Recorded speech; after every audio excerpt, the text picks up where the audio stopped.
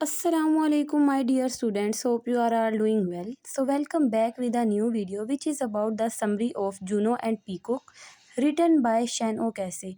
As you know, हमने अपने previous lecture में इस play के character as well as title meaning को clear किया था. आज के हम topic में इसकी summary को discuss करेंगे and then we move towards our long questions which are very important due to our exams preparation. तो विदाउट वेस्टिंग टाइम हम अपनी समरी को स्टार्ट करते हैं. समरी कहाँ से स्टार्ट होती है कि जूनो एंड पीकॉक जो है ना वो डबलिन टेनमेंट्स यानी एक फैमिली है, वो स्लम्स के अंदर रह रही होती है और इरिस सिविल वार का दौर चल रहा है. एक बॉयल फैमिली है जिसके अंदर Jack Boyle as well as उनकी वाइफ जूनो बॉयल रह रहे होते हैं.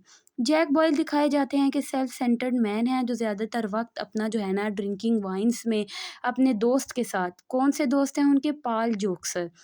जैसा कि मैंने आपको बताया था कि दोनों की एक जैसी शख्सियत थी, ये रिस्पॉन्सिबल थे और उनको कोई ज़िम्मेदारी का एहसास नहीं था.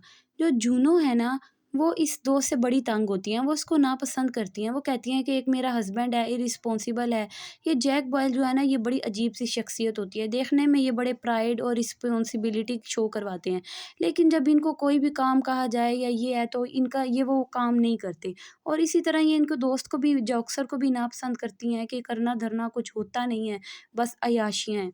ये दिखाया जा रहा है कि मिडिल क्लास फैमिली में कैसे पहले ही गुजारे हो रहे होते हैं और कुछ मर्दों का ये हाल है उस सोसाइटी में.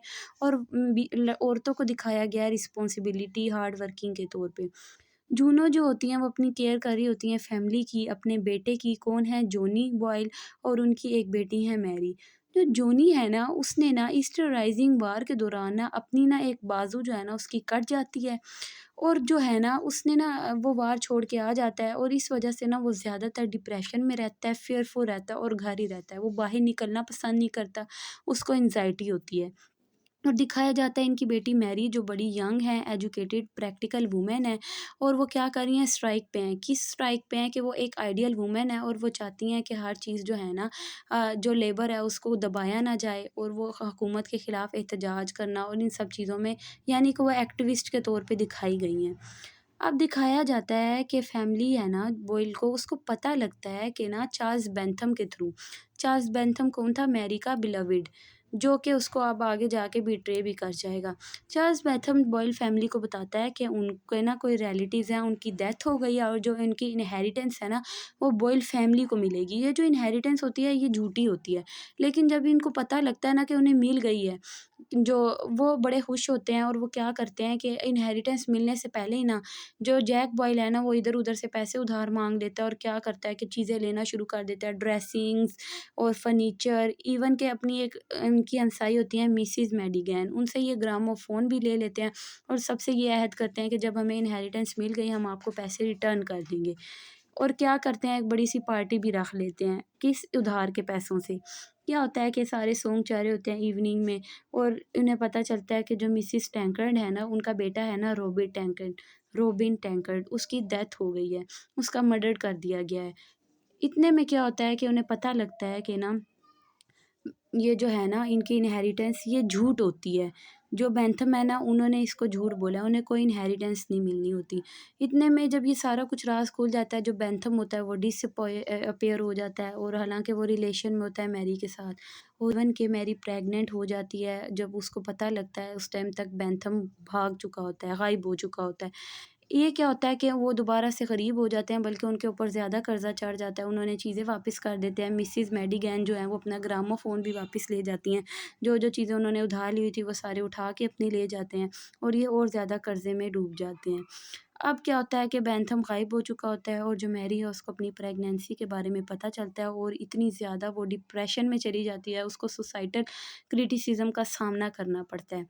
अब क्या होता है कि ना उन्हें पता लगता है कि ना जैसे मिसेस टैंकर्ड का बेटे की डेथ हुई है, इसी तरह 2 रिपब्लिकन सोल्जर्स आते हैं, जोनी को ले जाते हैं और फिर इन्फॉर्मेशन मिलती है कि वो लेके जाते ही जोनी का मर्डर कर देते हैं. अब जो मिसेस बॉयल है ना यानी कि जूनो बाइल, वो बड़ी डिप्रेस्ड हैं। क्यों? क्योंकि वो एक तरफ अपनी बेटी को सहारा दे रही हैं, उसको जो सब कुछ क्रिटिसिज्म वगैरह फेस करना पड़ा है बैंथम की वजह से, वो जो उनकी बेटी के साथ कर गया है। दूसरी तरफ उनके बेटे की डेथ हो गई है, लेकिन उनके हस्बैंड जैक बॉयल को किसी चीज़ का अंदाज़ा नहीं है, वो अपनी अय्याशियों में ही बिज़ी है। उसको अपनी फैमिली को सपोर्ट इस टाइम पे करना चाहिए था, उनकी बीवी अकेली स्ट्रगल कर रही थी। इतने में जो होती हैं ना जूनो, उनकी बस हो जाती है, वो डिसाइड करती हैं कि अपनी बेटी को लेके वो यहाँ से चली जाएँगी और जो बच्चा होगा उनको ये दोनों मिल के पालेंगी।